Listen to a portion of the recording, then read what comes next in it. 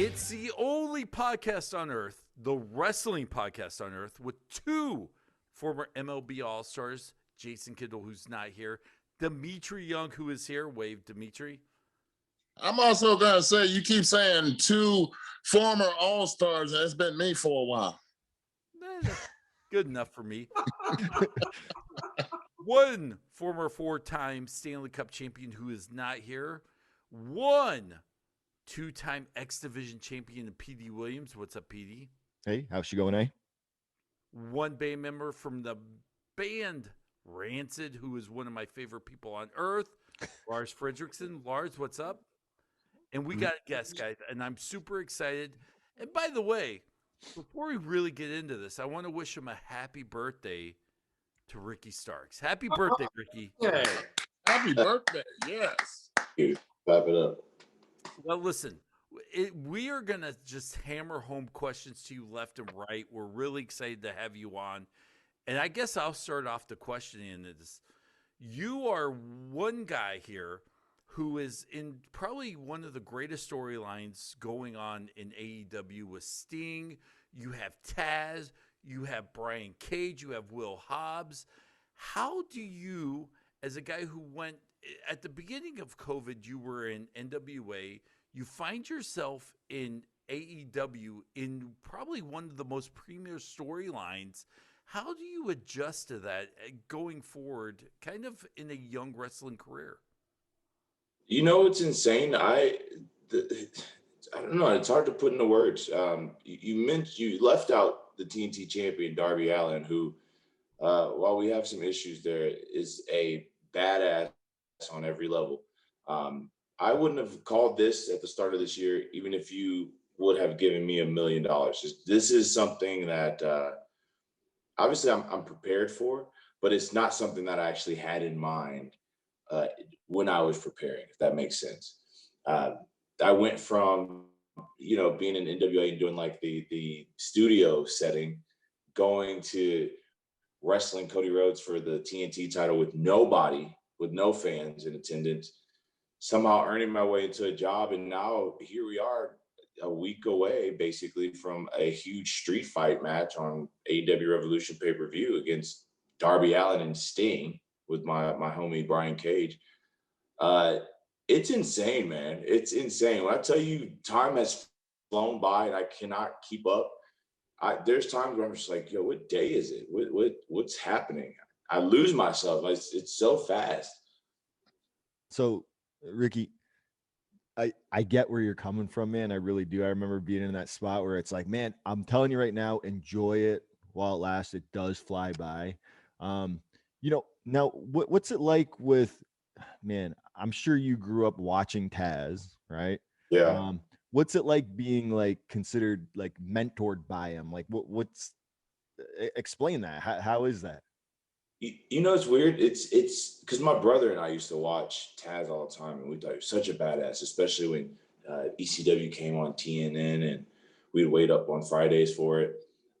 It's pretty insane to think about, especially when you're back there and he's giving you tips on your match, your promo, stuff like that, the business side of things too. I don't necessarily look at it from the viewpoint of like when I was younger, be like, yo, this is crazy. I somehow have normalized it. I see Sting, I have normalized it. It's bad in a way because I do want to feel that, that young me, but it's been great. It's been so beneficial to me as a performer, as a businessman. I really wouldn't change it for the world. Hey, Ricky, this is Dimitri Young here.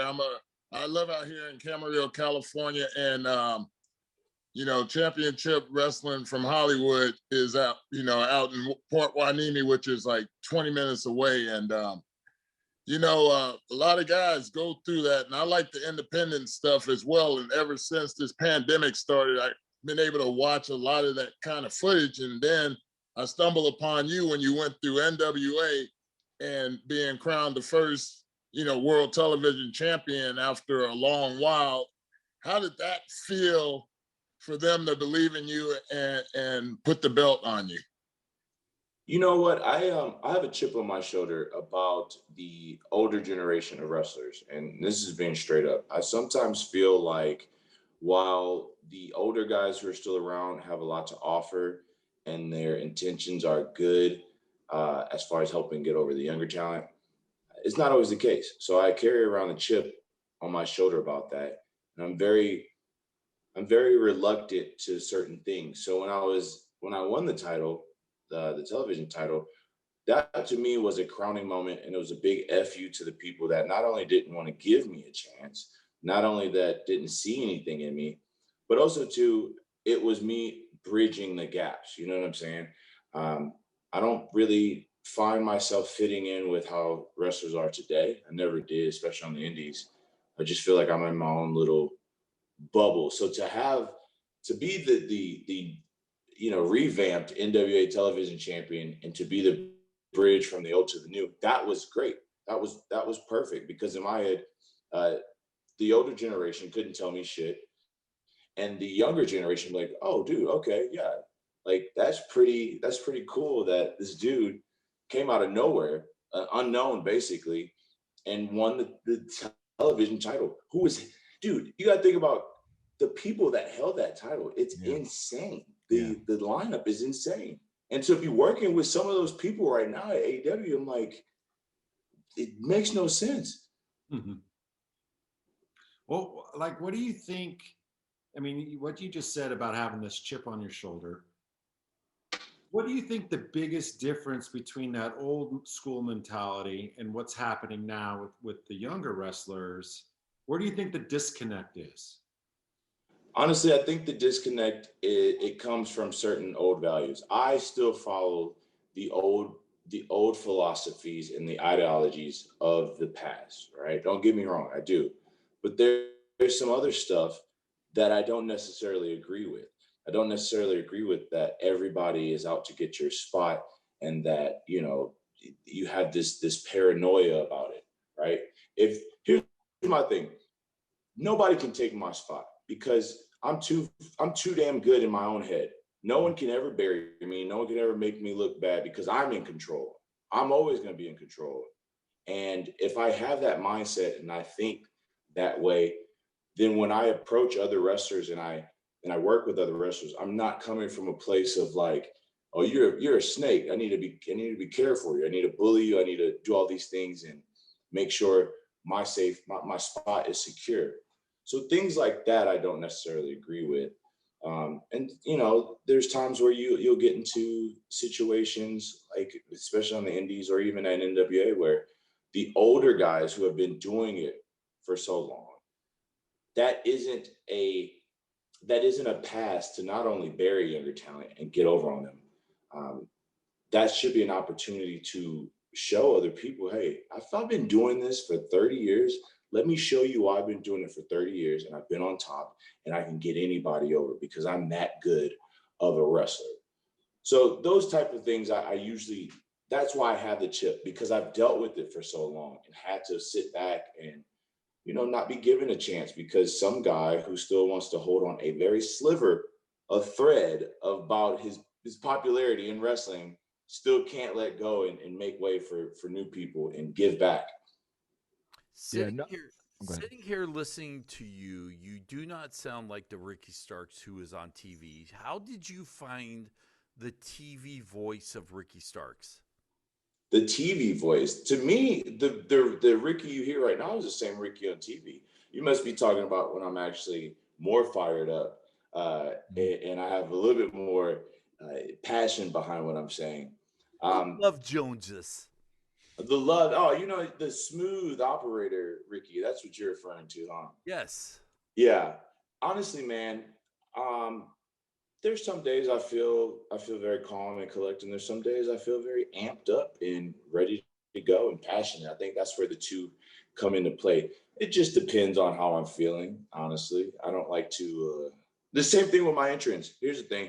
My entrance usually isn't the same. I'll hit the pose, but depending on how I'm feeling, I may walk out and I may hit it, or I may walk out, I'm amped up and I'll do a little dance, a little air guitar, and then hit it. It just Now, depends. Ricky, not to cut you off there. Now, being on TV, it's way different than just being on the indies, right? Cameras, all that kind of stuff. Do the producers, do the agents, do they give you hell for that? Being like, hey man, why didn't you hit your pose there? You usually hit the pose there. Like, is it hard to produce you? Do they say anything?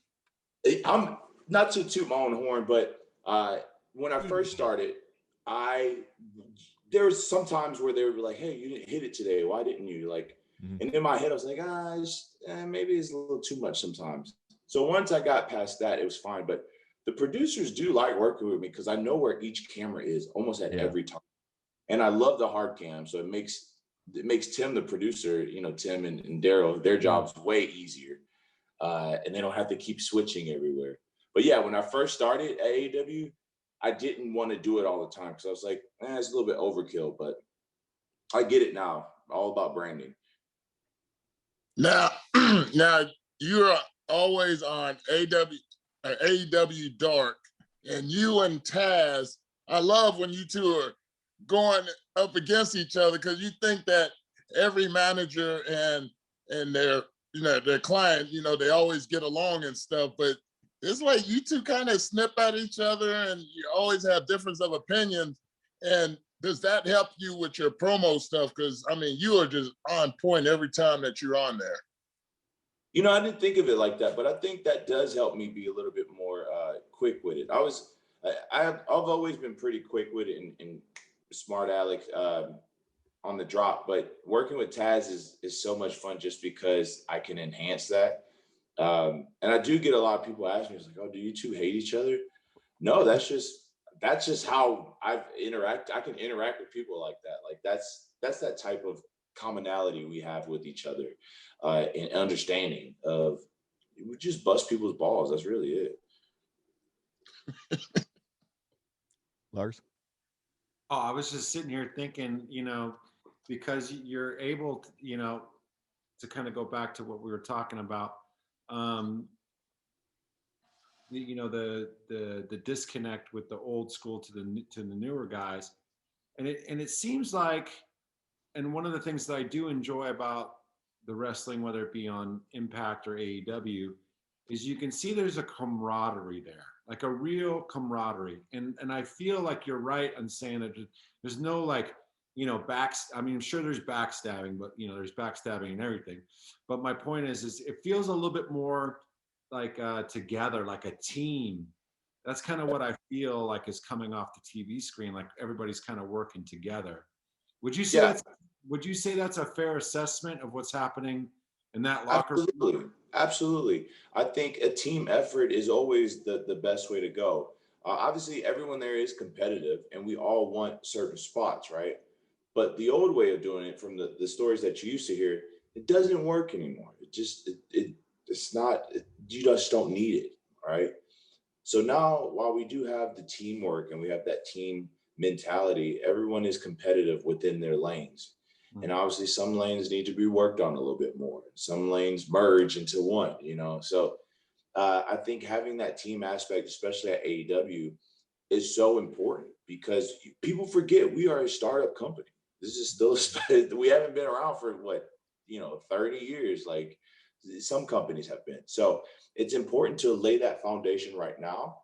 So that way, when we explode in the next year or two, we've already had that groundwork and everybody understands, hey, get your mind into it. Let's all work together so we can all make money. We can make the entire industry way better than what it could have been, let's say 20 years ago when there was the opportunity to do things together. Now, I have to jump in because you mentioned startup, and maybe you can compare NWA to a startup company, just like AEW is a startup company, and they both have different wrestling styles. Was it hard for you to adjust from the NWA style to the AEW style of wrestling? No way. Here's the thing. So when you think of NWA, you do think of a certain style, right? You think of like an old Memphis style or whatnot. At least to me, like when I would think of NWA, I thought of a specific style. My thought process on it is my style that I wrestle will fit into any type of generation. And so when I went to NWA, I made sure that I didn't change my style because I thought this is what Lagana and Billy wanted to see. Mm. And it's the same thing that happened when I went to AEW. I went there with the mindset, I'm presenting you with what I've worked on for the past 10 years. And this is what I've cultivated by pulling different things together. So no, there was no difference when I went from NWA to AEW. And I think it was easier for me that way because I didn't have a lot of pressure to, sometimes you go to places and you change yourself. Like you do the WWE tryout and you think this is what they want to see and you switch up your whole style and you end up not getting signed because of it. It was the mentality I had of that.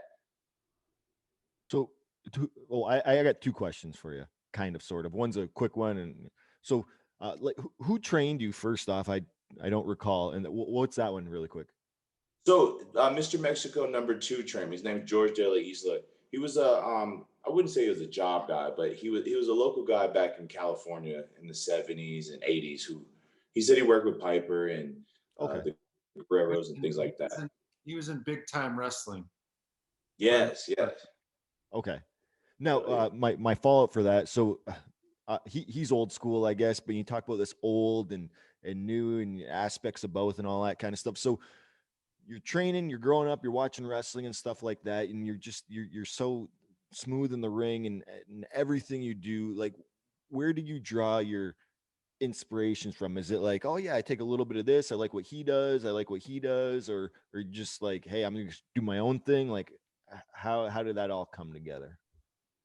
So George was very good at laying the foundation. Like I focused very, very much on my basics.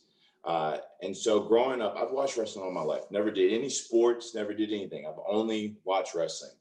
And so a lot of my inspiration that I came up with comes from different eras of wrestling. I'll go back and I'll watch wrestling from like the 40s, 50s, the old black and white stuff, because there's a genuine emotion there when you hear the crowds and things like that.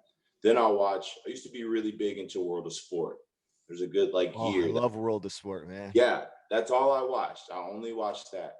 And then I found out about Japanese wrestling and then started to go back and do the history of that. And then I found out about Lucha Libre and like the Lucha Libre from the 80s. I really love Lucha Libre 80s, 90s, that type of stuff. It's just really a cultivation of things that I pull from. I love boxing. So I watched a lot of boxing from the 90s, right? And I pulled things from that, selling and like body movements and whatnot. So I try to find a lot of inspirations from stuff that you wouldn't really think about, just because, I don't want to just shoehorn myself into something. Yeah. Any wrestlers in particular or anything? Yeah, my favorite wrestler is The Undertaker, by far. Undertaker is my favorite wrestler. So there's a lot of things that I pull from him when it comes to selling. My other favorite wrestler is Shinjiro Otani. I love Otani. Otani, yeah. Yeah, everyone has that same reaction when I bring him up. Man, those two are the biggest influence that I have, just because there's a lot of emotion that they have, and there's something unique about them. Yeah, no, I agree. Yeah, 100%. Well, I have a follow-up with Pete, and it has everything to do with, your mentor and stuff like that. Who is your running buddy? Like your confidant that you would have that you was able to confide in with moves and things of that nature? Honestly, Dimitri, I didn't have that. I was so when I was coming up on the indies, like I didn't have that to bounce ideas. I was a little bit more progressive in thinking at the time. And I'm still am a bit. People were like, that's too much. That doesn't make sense. But I really didn't have that to confide in and go off of anyone with. It was just me. I would just watch stuff, write it down. And I was like, this idea is funny. I think this will be good. And I'd try it out. And if it worked, it worked. If it didn't, it didn't. But a lot of times people shot my ideas down. And so I just stopped pitching ideas to people and saying, hey, what do you think of this? Because at the end of the day, if it comes from me, I can only try it out and see if it works. I have to ask you this question, and it may sound weird at the beginning, but come along with me on this ride. You are 6 foot, almost 200 pounds, but when you're compared to Will Hobbs and Brian Cage, you look like the small guy in the group. Do you Yeah. feel like you have to work harder to get yourself over compared to these two monsters? Where in reality, if you were by yourself, you're still a big, Yeah. good Yeah. looking guy. So this is not a knock on Cage or Hobbs, but when I'm on the screen or if I'm in the match, I'm not really trying to get over it. It's just I'm not trying at all. It just happens. So I never really think about it like that because actually, while Cage is bigger than me left to right, I'm actually taller than him. And me and Hobbs are the same height as well. Come to find out, but no, I don't really let that be a hindrance. I know that this is a big man's game now. It's starting to turn back into that, and people will definitely believe Hobbs or Cage over me if you look at us on paper originally. But no, man, I don't think I have to. I never have that feeling of like, oh, I got to get myself over because these two are out. They're bigger than me. I have certain things that make me a lot bigger, like let's say my promo work, than other people do. And so I'll rely on that. There's times where I've like, man, screw the size stuff. I used to obsess over it a lot, and it used to mess with me. And now I'm like, I don't care anymore. Yeah, I mean, I appreciate Dennis's observation, but I see you in a different way when it comes to those two guys because you got a big fucking, you're a hothead, man. So, yeah. Got it. Yeah. So basically, like you're as big as those dudes with your fucking temper, and that's one of the things why I feel like I can connect to what you do up there. And you were talking about your favorite wrestlers, and I see you as a totally completely different thing. But I do know, like, drawing influences, like the bands that I loved listening to, I don't necessarily feel like the bands I play in sound like them. It's just It's my perception of what they do. And I feel like it's unique for us, but whatever. My point is do you feel like you found your style by accident, or was it something that you consciously like went in and gone, you know what, I need to be an all around kind of guy, or this, or anything? Or do you think that, because you're this hothead, you have to wrestle a certain way, like the psychology behind it? I guess that's my question. Dude, that's a great question, actually, because I had this conversation with someone before. I was coming up during the period where like Ricochet was really big on the indies, right? And you already know, you had people just recreating that. And so there's a period where I was like, what is my style? What am I good at? I'm not good at lucha libre. Like, I can't fly around. I can base, but I can't fly around. And I think what happened is there's a method in art called paste, or in filming, I think that's paste, which is essentially you take, there's certain things that you pull from other people that have already, you're copying in a sense, you know what I'm saying? But it's through your own lens. Right. That's what happened with me. I think growing up and watching things and liking certain things and being so observant that I kind of just, it came by accident. Everything just molded together. So I don't necessarily think I have a style that I can give a definition to. Though I would love to, I just don't. Like the hot-headedness and stuff like that, I think that helps with when I watch Otani. He has a silent rage, So that's the thing as well. But no, man, when I think about it, when I think about my temper and when I'm in the ring, it's the same situation I had when I was 8, and I would get so hot-headed and want to fight people. I think of it the same way. I love it. So when you got to walk me through this. So you were NWA, right? The COVID happened. So how did it go from you were done with NWA and now I'm going to AEW? Like, how did that come about? This will trip you out. And this is like, please trip me out. Around this time, it kind of changed my whole life, right? So in 2019, I went to Japan. The only reason I went to Japan because I went on Twitter and said, hey, this year I'm going to go to Japan. Didn't know how I was. Yeah, I manifested it, right? Yeah. So I worked hard. I put in the work and I manifested. I spoke it out in existence. NWA, the NWA contract came up, and it was pretty much like they were going to renew it, but the pandemic just happened, and they were going to go start doing this thing called Carneyland, which to me I thought was corny. I thought it was the worst idea imaginable. And on top of that, too, they cut my pay, and I was already struggling to make ends meet. So I said, I'm done. I'm not going to renew. And they weren't happy about it, but it was what it was. Yeah. And so I took a chance in saying, like, well, I'll just keep busting my ass and make things and figure it out, right? Everything just works itself out. I had been through enough in life with sleeping in my car and being homeless and not being able to eat that I stopped stressing about it. And then there was the Dynamite where Cody came out and he announced like there was going to be an open challenge. And then he went on Twitter and said, oh, no, this is open to everybody. And I swear to God, the next day I was at the gym and this vision of me walking out, cutting this promo on Cody Rhodes before the match and having this match kept popping into my head for those few days. That Sunday, I got a call from AEW asking me if I was interested in coming in and doing like a match with Cody. I was like, yeah, for sure. I was like, what the hell is going on?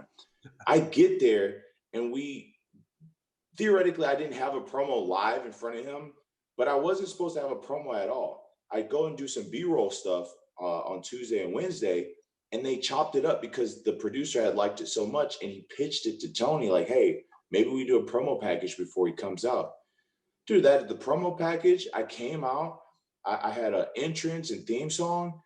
I had the match. After the match was over, I legit thought it was just like a one-off. And I said, well, at least I can raise my right and go onto the indies, gain some more momentum. And then once the pandemic is over, get back in touch with AEW or WWE and see what's happening.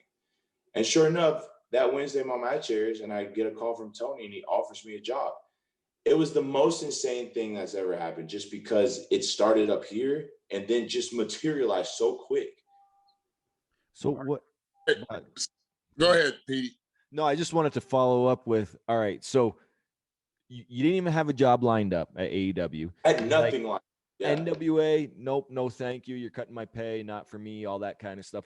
Well, how long? Like, how long was it until you got that phone call? Was it days? Was it weeks? A month? So that was, I want to say that was like a month or a month and a half from the time that I said no thanks and to the time that that AEW called. Because remember, the time that when my contract was over, AEW was still doing those shows in Atlanta.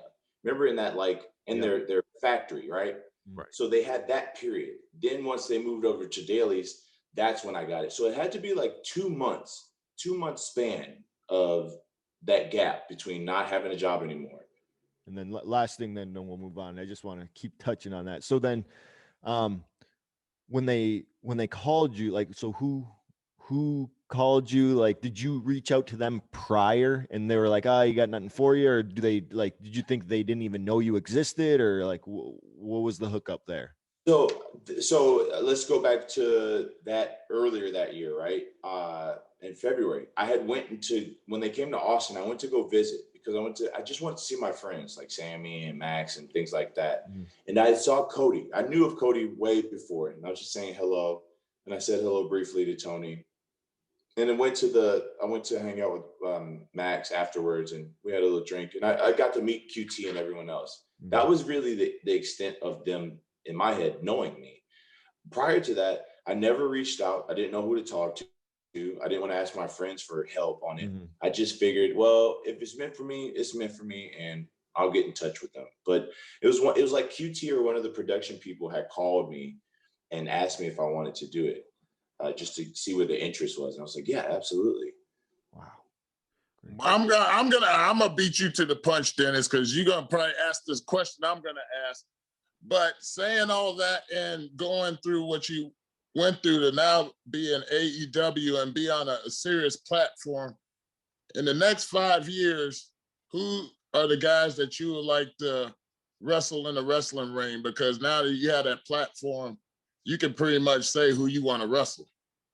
Well, it's definitely gonna be Darby, Sammy, Max, Jungle Boy, Adam Page, Kenny, Moxley, Kingston. Those are the people that I can just rattle off right now without even thinking about it.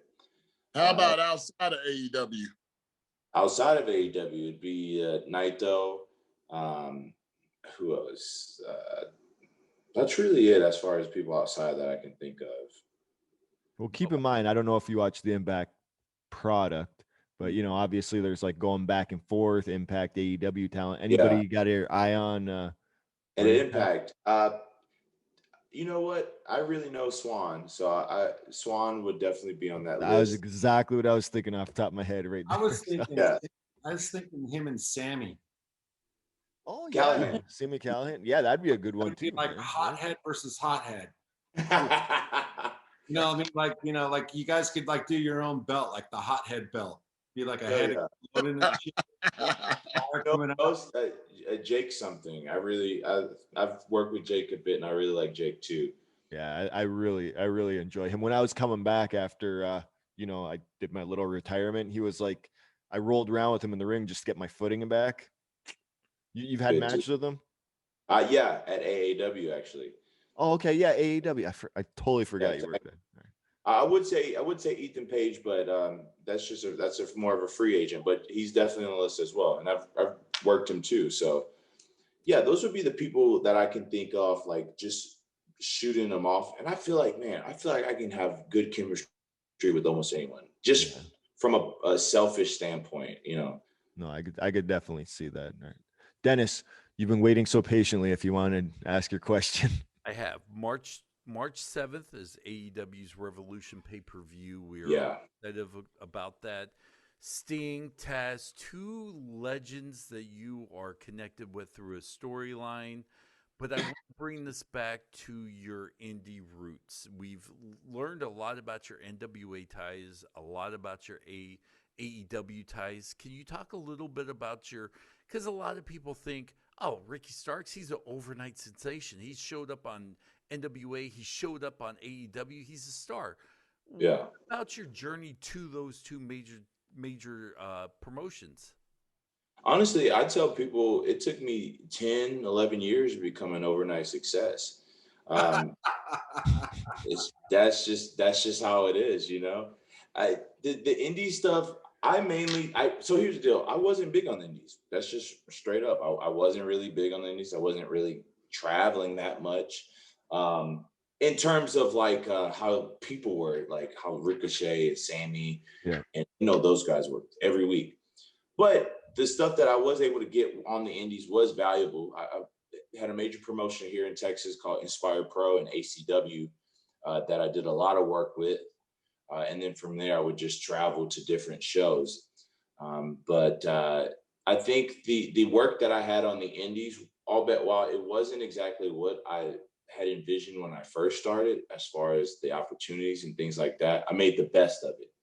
And I made sure that each match I had, I wanted to prove a point of, hey, you didn't take a chance on me, and you rather book someone who would come in for $25, and I was only asking for $75, and you got the quality you got wasn't as good as it could have been. So I went into that with that mindset of like making sure that every time I wrestled, I proved a point. And on top of that too, even though I wasn't getting matches with names to really learn from, if I was in the same locker room with them, I was always asking them to watch or to, just give me a type of feedback. Chris Hero was on a tour. I did a 22-day tour in Canada for CWE, Danny Duggan. Oh yeah. Yeah, I'm sure Jimmy Jacobs was probably on that too, right? Yeah. Okay.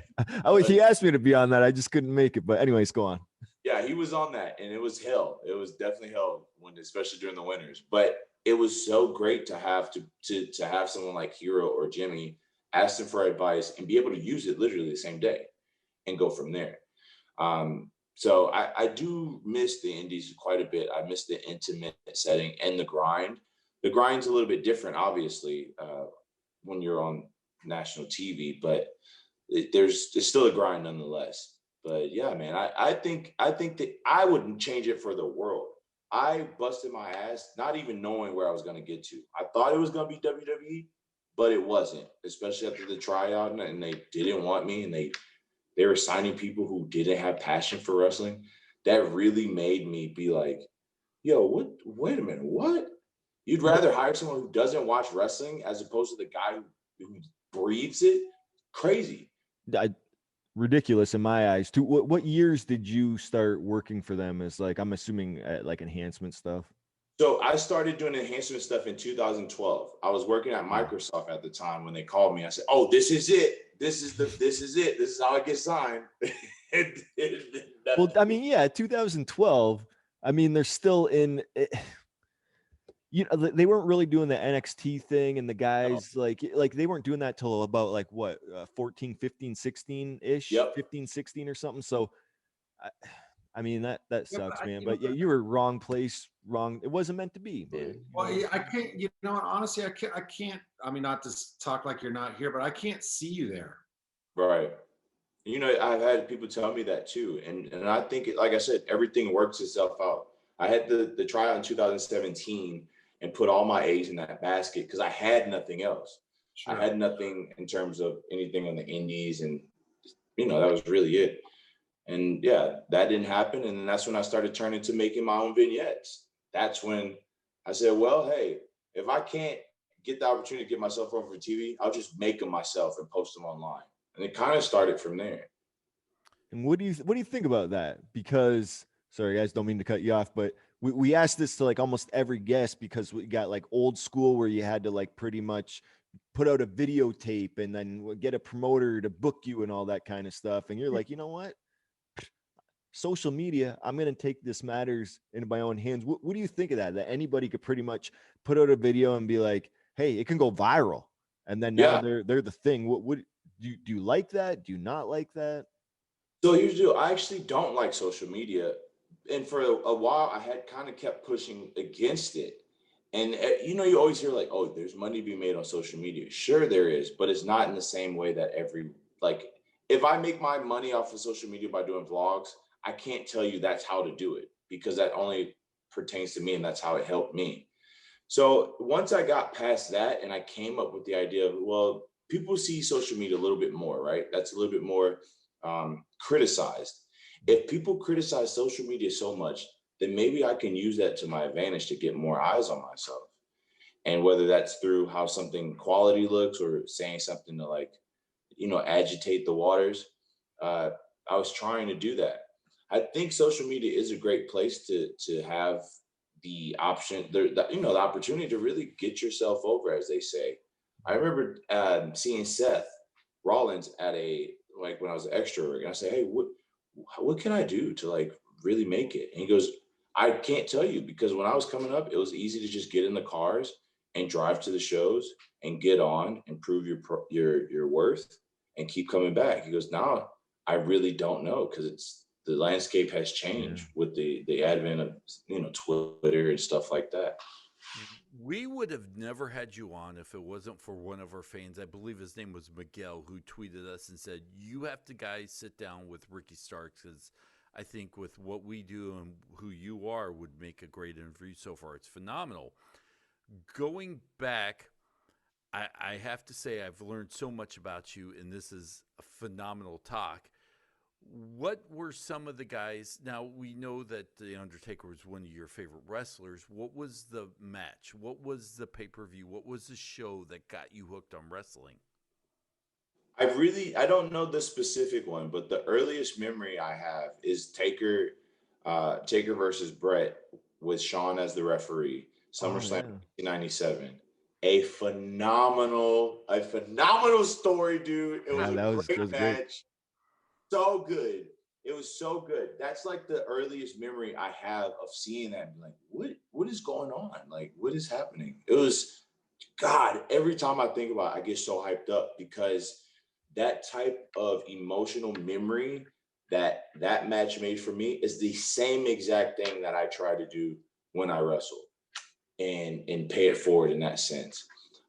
It was that match. Then it was Shawn versus Mankind. In your house, beware of mind games or whatever the case. So stuff like that. I really loved Undertaker, Mankind, and The Rock when I was like 7, 8, 9. I have art books of it, of just me doing their logos. But those were the main one that I could think of. Keep in mind too, my brother and my sister used to watch wrestling quite a bit. They kind of stopped around like 1994, 95. And I just picked up from there. The only difference is I took it a little bit further and actually became a wrestler. Wait, let me jump in, guys, before you jump in. What does your parents think of this? Because you hear some people that are like, you have a backup plan, you have to go to college. What was the Ricky Starks family dynamic when you were like, hey, I'm either dropping out of med school to go wrestling, or what was that story like? Med school. Yo, my mom is super supportive of it. She used to come to the shows and record me when it was local, you know, in town. And obviously we had talked at length about having a backup plan. That's why I'm in school for physical therapy assistant. Right now. Yeah, I'm still doing that. And, you know, trying to juggle that as well. But yeah, I mean, she was super supportive about it. Obviously, she would love for me to have a full backup plan with other stuff down the line. But at the same time, this is something that I love to do. And she's with it 1,000%. Now, when you went through the indie circuit and stuff like that, you wasn't making much money and you were in quite great shape. What was your diet like back then? And now that you're on AEW and on television, what's your diet like now? Well, really, my diet hasn't changed that much. I just was a little bit more thoughtful in terms of like buying in bulk, right? So I follow a pretty like if it fits your macros type thing. I try to stay away from certain things like, you know, junk food. It's not that I hate junk food. I'll eat it. I just don't have a desire for it. Like I don't have a taste. Like I can walk past the Oreos and be like, oh, okay. But yeah, really, it hasn't changed too much. I think I'm on like 300 grams of carbs right now, to like 198 grams of protein and about like 100 grams of fats around that area. And that's been the same. I don't know what any of this fucking means, by the way. I know exactly what it means. So. Are you eating meat or is it plant-based? I definitely I stick to pretty much chicken and fish. I'll eat some red meat. Red meat kind of bloats me out, so I try to stay away from it. It's just hard to digest sometimes. So I was trying to not do it around TV days. But travel days, I'll go through like a 24-hour fast. And then I'll carb up the day of the show just because it's a lot easier to manage, you know, in that way. I got you. Make you look vascular and all that. Exactly. Yeah, you get it. Yeah, no, I totally get it, man. Maybe I should be paying attention to this shit, huh? Yeah, this is you know, nutrition 101, I guess you could say. I'm more of a keto type guy now, but like the thing you described, like when I was like, you know, under contract and stuff back in whatever 04 to 09, definitely doing like very similar to what you're doing, like, you know, your macro intake and all that kind of stuff. With that being said, so, and I ask everybody this when they first get like, you know, their first taste of gold, or maybe not even the first taste of gold, but when you won the TV championship at NWA. Now, because I know how my story went, and I've said it so many times, I'm not going to tell it again, but when you got there that day, did they tell you beforehand, like, yeah, here's the script, you know, like you're going to be going over in this and get the TV, or was it just like that day they surprised you? And it's like, yep, you're going through everybody and you're going to get the, you know, TV title. Like, how did that go? So it went back and forth up until the very last minute. Keep in mind that the Hard Times pay-per-view, I had to wrestle 3 times. Yeah. So that's 3 separate times I had to go and figure out what was going on. And that was 3 times that I was extremely stressed out. And so by the second match, they still hadn't figured it out. Like they weren't too sure what they were going to do just yet. And then right before the last match between me and Trevor Murdoch, we got like the final, like, okay, this is for sure what we're going to do. And so that's what happened. So you didn't know you were going over at the beginning of the day. It was like right before your match, you're like, hey, plan the match and like, we'll let you know who's going to win. Yeah, essentially. It wasn't like right before the match, but it was up until like that second match. I remember the second match I had went out for and came back, and they had gave me, like, said, yeah, you know, this is for sure what we're going to do. 1000%. We're going to go through it with you. And then I had to go and have the match with Trevor. So it was real last minute stuff. And looking back on it, that's crazy to think about for a pay-per-view. They took that long, but So they just wanted to make sure. the pay-per-view was live, correct? Yeah. Okay, so you had 3 matches. I mean, I know it's like to be stressed, so I mean, I feel your pain, but you go through and you only have so much to plan. Like, you could plan your stuff. You got 3 matches. Did it feel like by the time, like, I'm assuming your first match, you guys like had all day, planned it. You're like, okay, this is gonna be a good one. The second one, not as much because you're trying to rush it. And then the third one, you were probably like, let's just throw some crap together because like, was that what it was like? So, in a sense, I just remember meditating after my second match, being like, dude, I gotta really calm down. And the first time I ever successfully meditated, it was crazy. But for the match with Trevor, we didn't really call anything because I didn't want to have that type of like stress about it. What I did call were certain moments that I wanted, which was like there was a powerbomb spot, and then there was something else that was supposed to happen that kind of got messed up. And what it ended up being was we had to give me a flapjack on the outside, but he was too close to it. So when I charged at him and he lifted me up, I went over and smacked my face on the ground. And we had to cut out some stuff. Some stuff got cut out there, but really we just talked it out when we were out there that no one really knows about.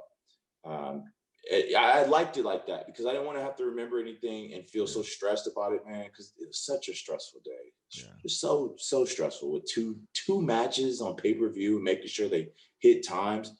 Just at that point, no one's going to remember all the bullshit between. They just remember the end. I like it. Well, one of the things I wanted to ask, and it's kind of like more of a curious question for me, you've been able to now go into AEW, and like you said, there's a lot of older guys there, guys that have, obviously had this long legacy, that you're now a part of with the, TV title and everything.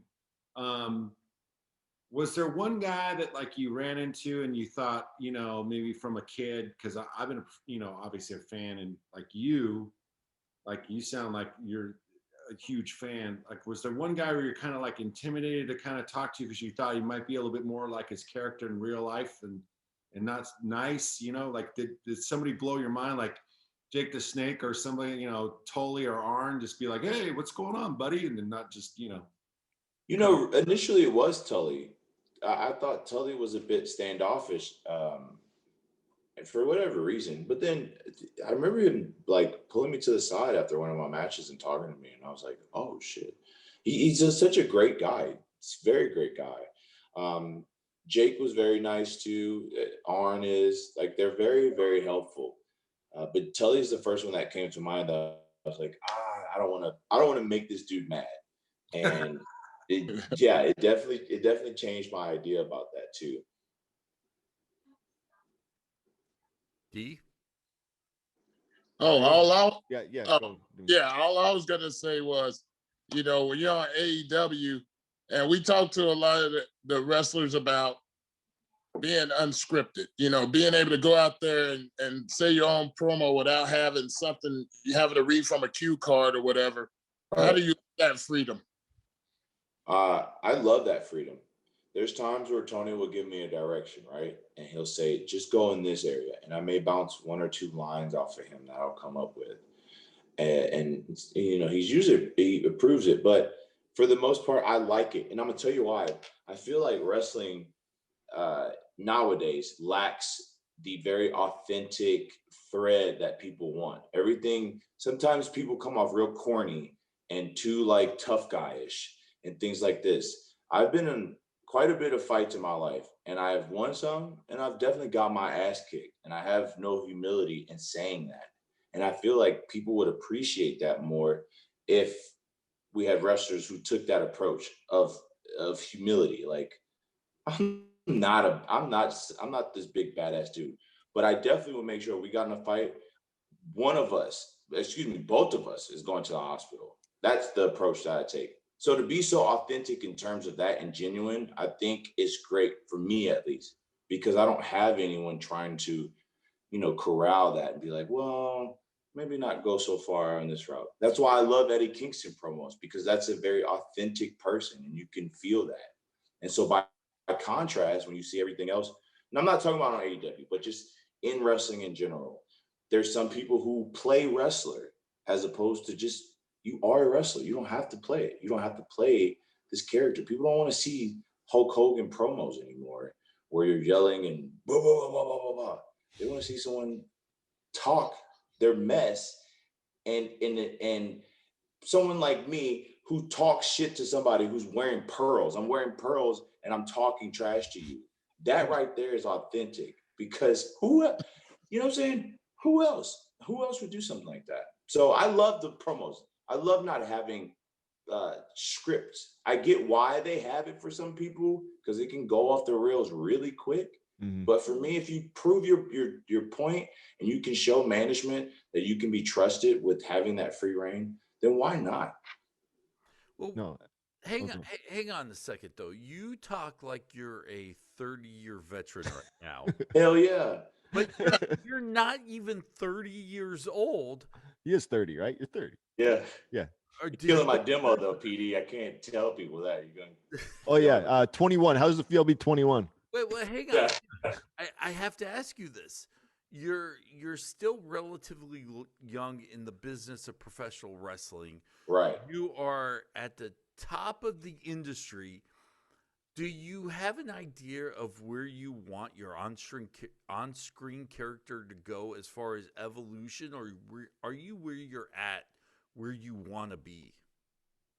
I don't think I'm ever at a place where I want to be. And I mean that in a positive light, because I like the challenge of not expecting to end up where I'm at. But the challenge of ending up where I'm at and making the best of it is so fun to me. I do have an idea of where I want to go and who I want to be in the industry. And no one can really shake me from that, right? And that is only further proven to me when I'm given opportunities or given challenges and I try to make the best of it. Sometimes it works, sometimes it doesn't. But I always have in the back of my head the vision of where I end up being. And it's important to me to stick to that, because if I don't have at least a goal, sometimes you kind of start swerving a bit in your lane, and that's not too fun. But that's why I have the mindset of, that's why I talk as if I've been doing this for a while. It doesn't matter if I've had the years put on. I've watched it so much that I understand in my head what would work, because it's from a different perspective than most guys who come in and go, well, back in 1998 on an episode of WCW Nitro or WWF, this is how I did it. Screw that. Let's take elements from everything and see how it works. Guys, I think we have one more time for at least one more question for each of us. Lars, we'll start with you. Yeah, I mean, it's been obviously really great to get to know you, and really see, the dude is a lot like the dude up there. Because I can tell you're a little hot there too, pal. But no, but it's been an absolute pleasure. I guess the last question I have for you is it really feels like to me when I watched AEW that there's, and I said this a little bit earlier before, but I feel like, I go to a lot of indie shows when it's open, and that's kind of what I really love to do. But I feel like I'm watching like an indie show on TV, not, the first 5 matches of an indie show, but like the main event of every indie show on the TV. Do you feel that that's part of what makes AEW sort of different from the rest of the programming, like Impact or WWE? Do you feel like that it has its own like little energy there? So I guess I'm trying to say. And if that's for sure. I feel like you can feel the energy, especially from the younger guys who really want to make a difference. When you watch a Darby Allin match, or you watch a Sammy Guevara match, or you feel that energy of what they really want to accomplish. And it's because they already have it in their head. I think AEW does a great job of making not insulting the audience intelligence.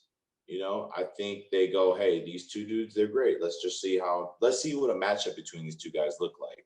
And that's when you have that chemistry created.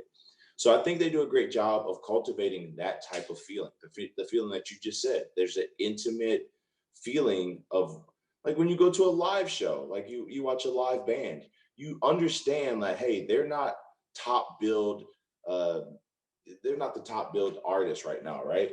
But you feel their passion, you feel their energy. They play with such conviction and emotion that you go, do, hell yeah. That's what I'm talking about. And that's usually what you would find on the indies in the main event, because those guys really care. Dimitri? Yeah, following along those same lines of what you were just talking about, how important is having championship belts? Is it important, or you just want to, just be a top-notch wrestler? You know, I get this question a bit before, and I've actually thought about it. And I speak, just so we're clear, when I'm speaking, I don't care to speak if I have an ego or if people think I have an ego. I'm just speaking because we're all just comfortable in this setting. I don't think that I necessarily need a title. And the reason I say that is because I don't want to have to pigeonhole myself to actually accomplishing that.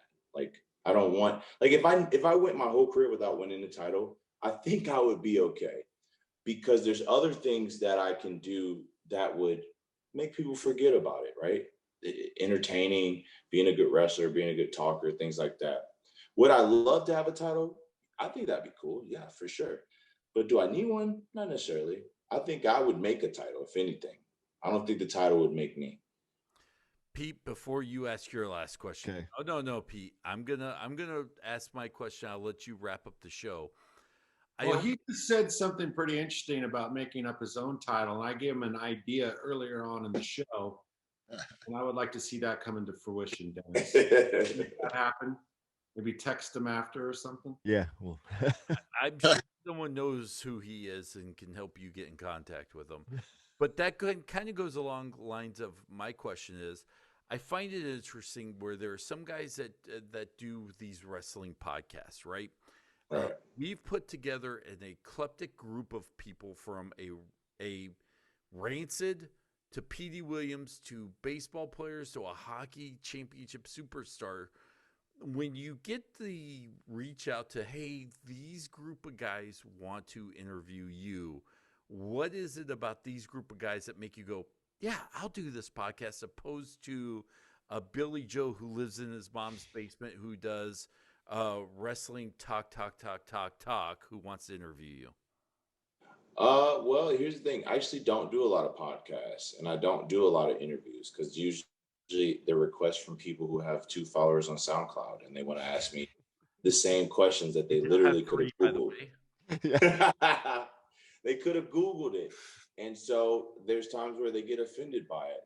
I think when Petey hit me up about this, the only reason I said yes to it was because looking at the whole panel, I said, oh, these are people that actually have insight from different perspectives. We have music, we have a wrestler, we have people from sports. You get what I'm saying? Mm-hmm. We have, they're essentially all within the same industry on some form. And so I felt that it would be more comfortable for me to do this, just because I can say things without having to always preface it by saying, hey, not to toot my own horn, but blah, blah, blah. Like, that sucks sometimes when you want to talk and put yourself over because you busted your ass, and then people want to go, well, a bit egotistical. It isn't. I love myself. I love the things that I've done, and I love the stuff that other people have done as well. So that was the main reason why I did it, because I just felt like from a mental perspective, and been in the trenches as well, everyone here has gotten it, and they understand what it's like to struggle, to grind, and to make it to the top and be successful. The reason why I asked this question is because, kind of like you said, you have a guy who has a 2-time X Division champion. You have, Darren McCarty, who's a 4-time Stanley Cup champion. You have Dimitri Young, who has 2 MLB All-Stars, a comeback player of the year, Lars, who was in one of the most popular punk bands of all time. And then we are all wrestling nerds who come together who geek out over you. Hey, look at that shirt.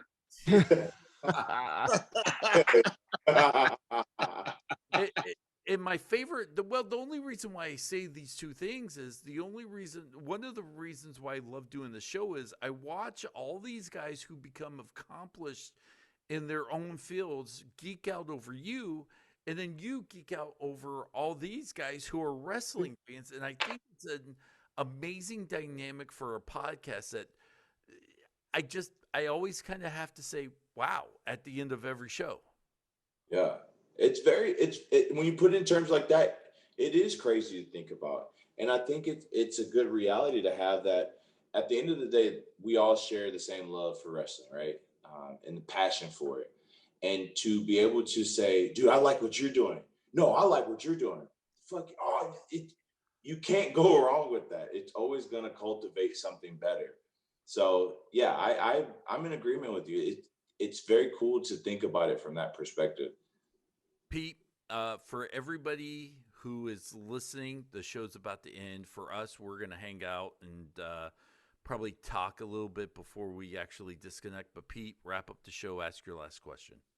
All right. It's unrelated to, well, I mean, it kind of wraps it all up and stuff like that. So just to walk you through this. So big names, coming into AEW. I know, and what you said before, you guys feel like, you're an upstart company. Yeah, everything's going well. We're working as a team, all that kind of stuff in AEW. Impact, we were doing the exact same thing when we went to, got our first TV contract back in 2004.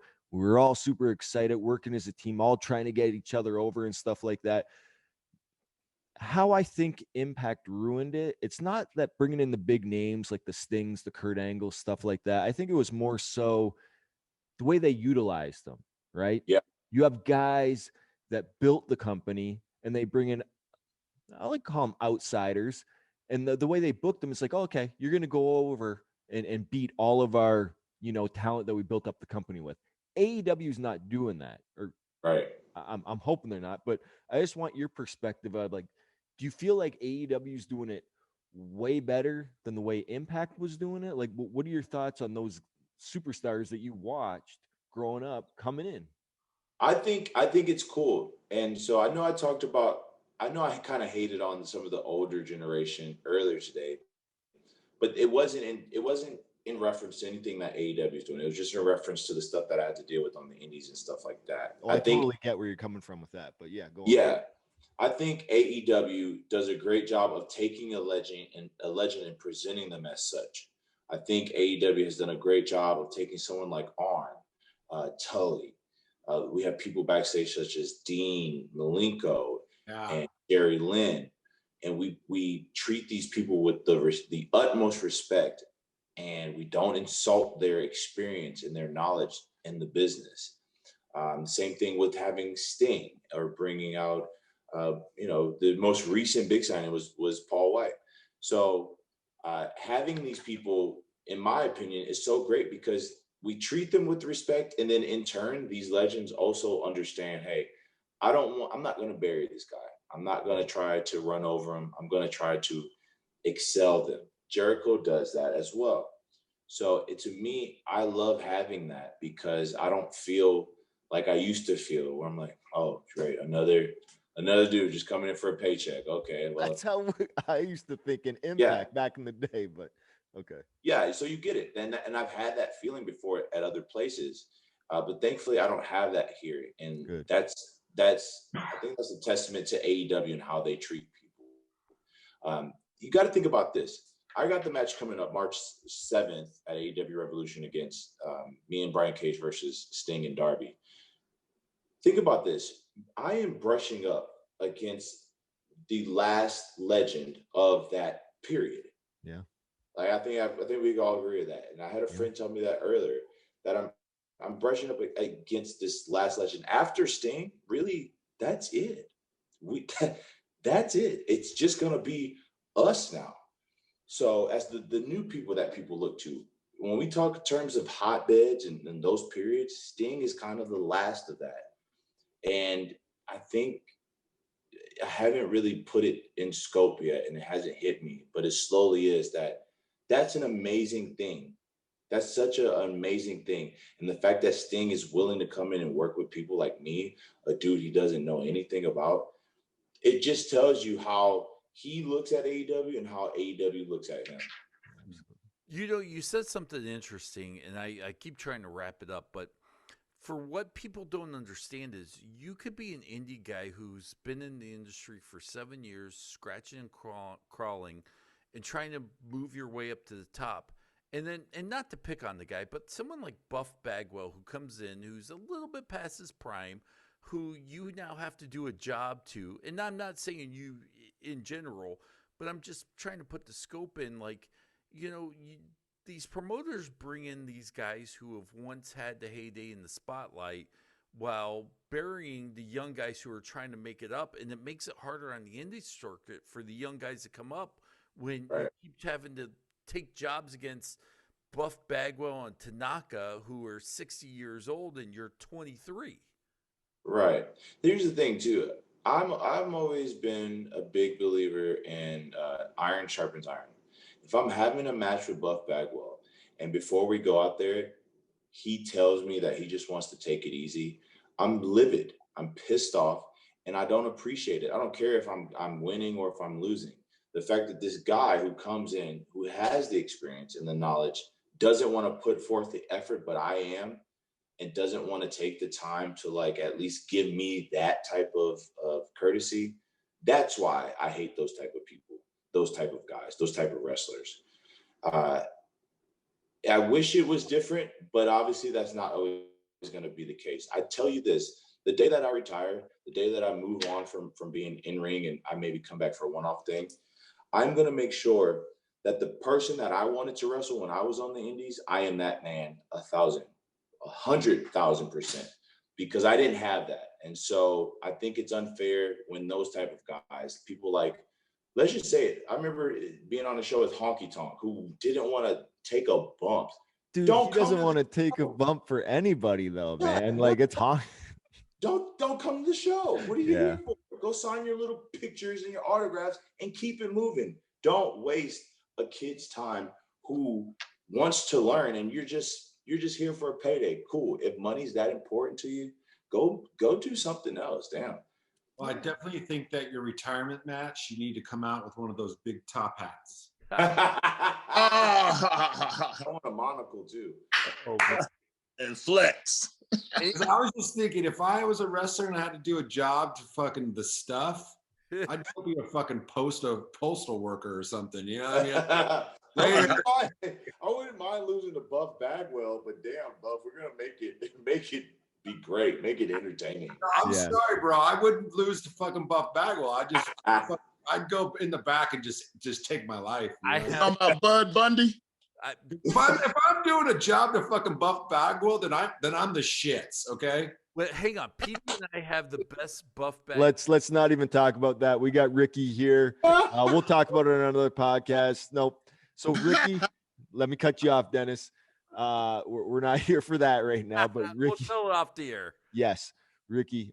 That's what I love about you. I feel the same way that you feel. It's pretty much a pay it forward. Like, hey, you want the people that were considered names that when you were up and coming to, have a good match with you. I know that because I had somebody do it for me, a guy that Jerry Lynn, he could have took it easy and stuff, but he went out there and we put on a hell of a show and I loved him for it. And I always remember that. He was like my first name that I ever worked, and I will always pay it forward to the next person, no matter what. So I love that you have that same mind frame. And I think the generation coming up, like the new generation, is going to have that mind frame, and we're not going to, see the guys like, hey, take it easy and stuff. But anyways, well, I wanted to say something, as an observation, just real fast.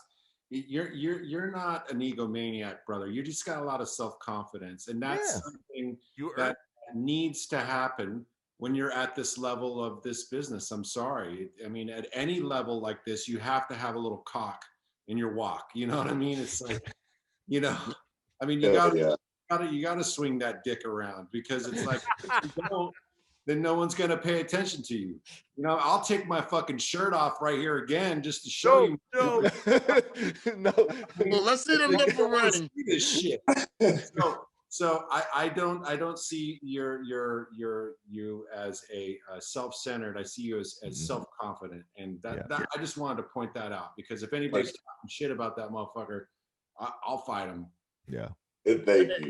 Hey, before I want to say my head coach and stuff. I'm a head coach now at a high school, Camarillo High School. But anyway, that confidence that you bring out and stuff, that's what I get my players to do. You can't have fear. If you have fear, you're not going to bring your very best. And what I've been hearing this entire time after seeing what you've been doing on television, that's exactly it.